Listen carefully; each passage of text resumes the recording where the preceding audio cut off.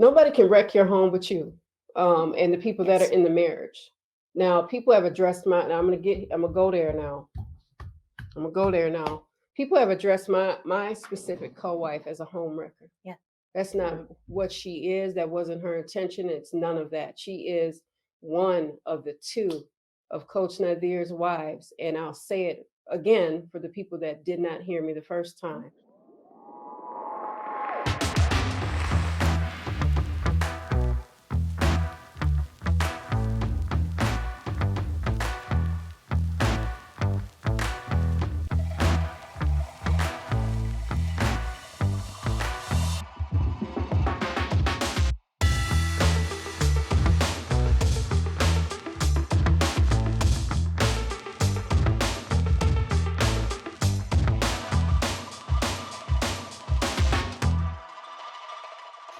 Is it good to have conversation as someone as a certain age with your father's subsequent wife if he has one or wants one?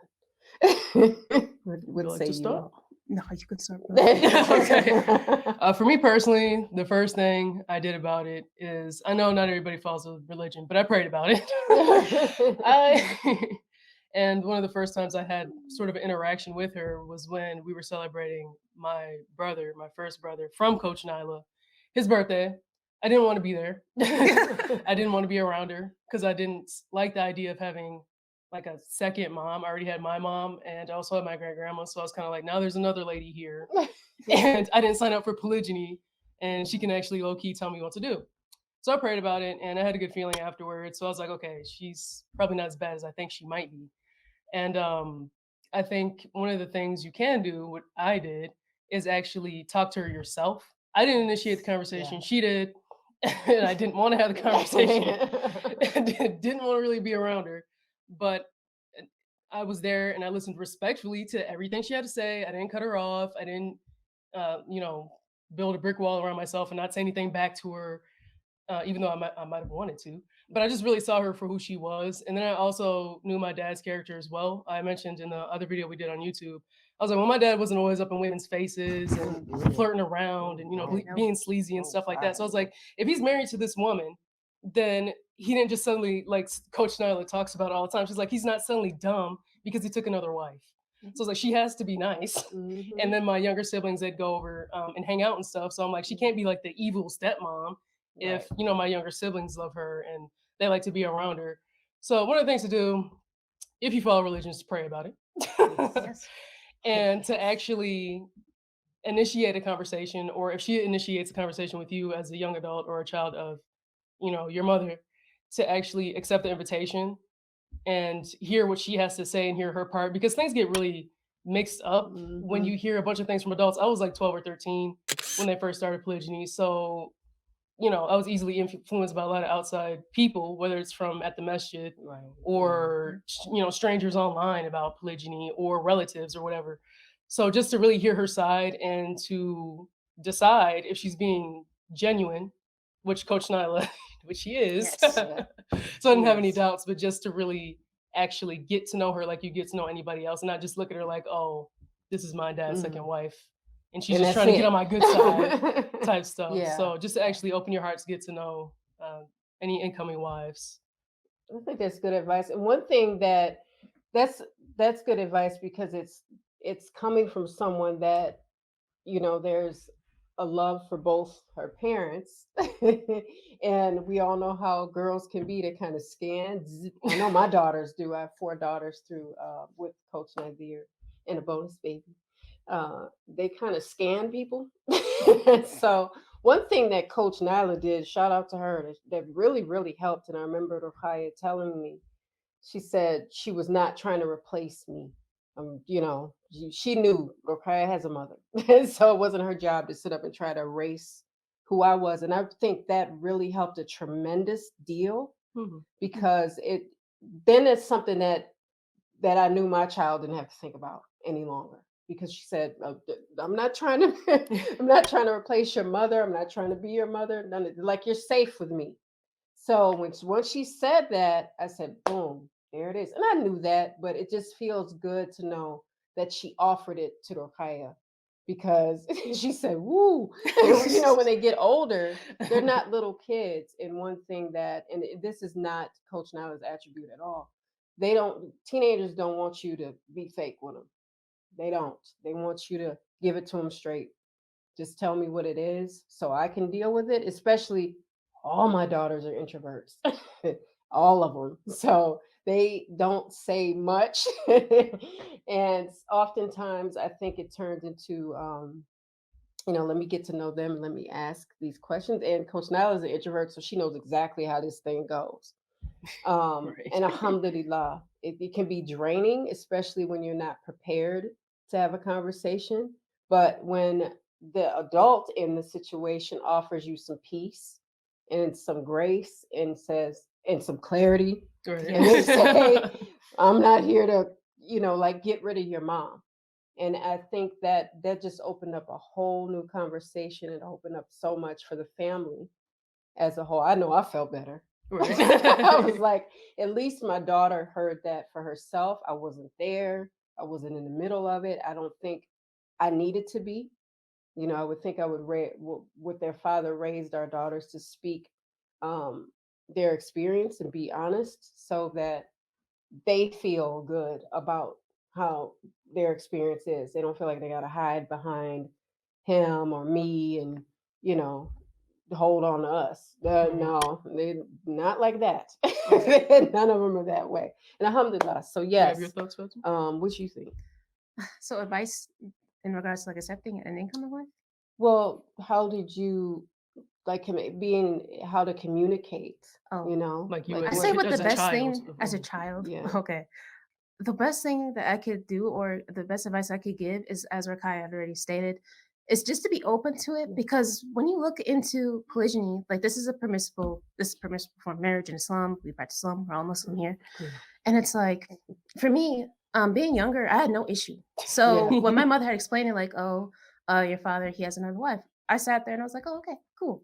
Yeah. And I had no she thoughts, was funny. and I was like, Fatima 8. was hilarious. Yeah, you were She 8. was hilarious. And this is just a quick little story time. It was so funny. And we sat down and talked to the girls. It wasn't just me talking and their father sat there and said nothing and I just did it all. Fatima was so hilarious that um, she was funny because she was younger. So she didn't have a filter. I I mean, really didn't. I'm so sorry. I was having a rough day. And Coach Nyla knows about this. And we were hollering. And I was on the phone with a friend of mine and was laying in the bed. And I'm on the phone with like a friend that I've had for almost 30 years. I think she's been in my Yeah. life for almost 30 years. And she shows up when big stuff happens. Like we love each other and we're mothers to many children. So the more children we had, the less time we spent on the phone or together. And little Fatima, y'all gonna be cracking up. I was laying in the bed talking to this friend of Oh my almost God. 30 years, and I was like, and I was just asking. I said, "Oh, where's your dad?" And he probably very well told me where he was, but I was in the telephone. And she goes, "This one, standing next to the bed, and It's she was me. just looking gorgeous that day. Cute little girl. All my daughters cute. Alhamdulillah, my bonus baby. Now, she goes, Fatima goes without missing a beat. I'm telling you. I think he's at his other wife's house. And I was like, and my friend goes, "Oh, girl, I'm so sorry." I Well, was that'll like, do that'll it. do it. That'll That'll do do it. It was so funny. No, yeah. Okay, we have a question from IG. Rokaya got up because she's going to read it to me. All right. Questions from Honey Bunches of Poo. Yes. How do you handle the lies? For example, he says she isn't the wife, but she says she is. That's a hard conversation. We need to sit down and get clarification on what is going on. Because you can't be a wife and not a wife at the same time. Now, let me give a little clarity to that. Society does not look at all of us wives as legal. However, we are lawful wives. So let me get that out the way and do a little housekeeping with that first and foremost. So my country of origin, oh Lord, the United States. I'm from the upper Midwest, so they don't recognize. So we know they'll go, "Oh, these are girlfriends. These are we don't care. Blame me on We that. don't care." They'll give more honor to side chicks and all this stuff, these different lay one night stands and you know things of that nature. But to say wife and have an actual marriage and a marriage contract and those things that make it official, no, they have a problem with that. You Yes. know, so we know that my daughters know that we've been new. So handling the lies and there's a breakdown of communication. There's a breakdown of communication. So that's why I've said, we always say here, and I'll say in a personal relationships, you need to sit down and have a hard conversation and get clarity on what's going on in your marriage, your situation, whatever the case may be. And if you're going to ask hard questions, you might get some answers that you might not like, or there might be some answers and you might need to make the ultimate decision of a divorce. So for us as Muslims, Allah subhanahu wa ta'ala allows marriage, but he also allows divorce. But we exhaust every effort before we get to that point. That's kind of vague for me, that question, although I know it's important. I don't have everybody's story and I don't have all sides. And that's not to say things, people don't lie. People, of course, people lie. You know, should they? No. But it does happen. So I want to be fair in saying I don't have all the facts of that. And, you know, I would need a little bit more to actually answer that. And we do address a lot of this on YouTube and Facebook, or YouTube on our YouTube channel as well. So make Yep. sure you all check out our YouTube channel. We all three of us have something to say on there. All right. Another question. All right. It says your answer to those who say second wives are homeworkers. Come again. Your answer to those who say that second wives are homeworkers. Nobody can wreck your home but you, and the people that Yes. are in the marriage. Now, people have addressed my. Now I'm gonna go there now. I'm gonna go there now. People have addressed my specific co-wife as a home wrecker. Yeah.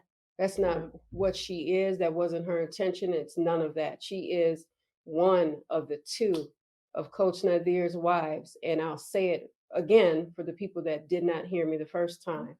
So once we sit up and not say that they're subsequent wives or wives, then we diminish the honor that is placed within the label of wife, right? Yes. So when people have come to me and backhandedly said something like, you know, well, she's not really his legal wife. I said, let me tell you something real quick. We're both lawful wives to him. We're both married to him. And I don't want you to get that confused because I wouldn't want you to misunderstand that fact Yep. and disrespect her in any way, shape, or form. And baby, especially in front of me, because I will not and I refuse and I won't ever call her anything other than wife. So I hope that clears that up. You got to teach people how to treat you and how to treat your co-wife. I've never addressed her as a jump down, a baby mama, a side chick piece, whatever the case may be, to anyone, because then that would be disrespecting a multitude of areas of my family, Yes. of my culture. So you have to, and again, you don't have to do anything, but you don't also have to have success in marriage and especially in polygyny. So I'm very careful about coming to terms with terminology. So it's very important to address wives as such. Yes. Okay, address them as such. So I've had people kind of address her in that way.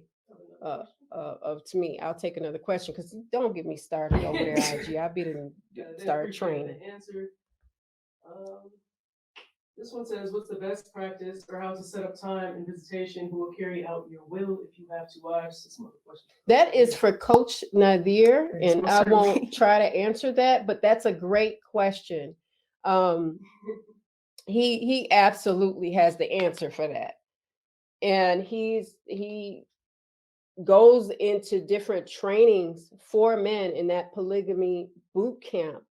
If you're a man and you're interested in polygyny, you're in it, you have an idea to practice it, and you do want the best practices for best results. I'm talking to IG over here. I've not forgotten Facebook and YouTube, but please go check that out and visit him and all of us at polygamybootcamp.com for details, because he's the man for the job when it comes to that.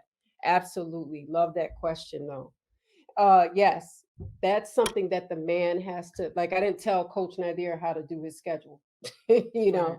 but we did figure out, and he led the way on what was the best thing to kind of do for everybody involved, because he's got everybody's side. I Right. don't have everybody, you know, I don't have all the information. He's the one person in the entire family, and this is a tribe of 12, that has all the information.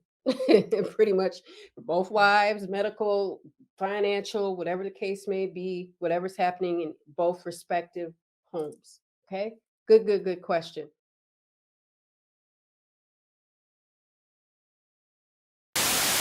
He's my husband. He's my husband. He was my husband first. Well, he's mine now. He's both our husbands. He is, you're right. Okay, so I know you guys think that this is what polygyny is supposed to look like between co-wives. And we're here to let you know that that's not what it is. What it is. And that's not how it works. We're going to go and talk to these women about what it's really supposed to be. Okay, guys. So I'm Coach Nyla. And I'm Coach Fatimah. And we are co-wives, and we're married to that man, Coach Nazir, that just left out of here. Yes. So, yes. And the way you've seen it, usually that's what people think polygyny is, and how co-wives should behave and react when they're married to the same man. But is that the best way? Is that the most effective way? No, not if you want long-term success in polygyny. And we created a wonderful roadmap to help you through polygamy with different requisites as well as Vulnerability, value. We discuss value, placing value on your marriage, how to be vulnerable within your marriage, because it's actually a superpower. We speak about that in our polygamy roadmap. We also discuss vision. What is your long-term vision, again, for success in polygyny? And ultimately, victory. victory. How to win as a family. Yes. How to win with your co-wife. Yes. How to win overall in your marriage in polygamy. So yes, make sure you get the polygamy roadmap today Yes. at polygamyroadmap.com. Because you don't want your relationship, your marriage, your family to look like the beginning of this video. Right. Because that's not the best practices for best results, guys. So make sure you are growing intentionally Loving fearlessly. and connecting on a higher level every Every single single day. day. Click the link, get the roadmap. We'll see you then. Assalamu alaikum. Peace.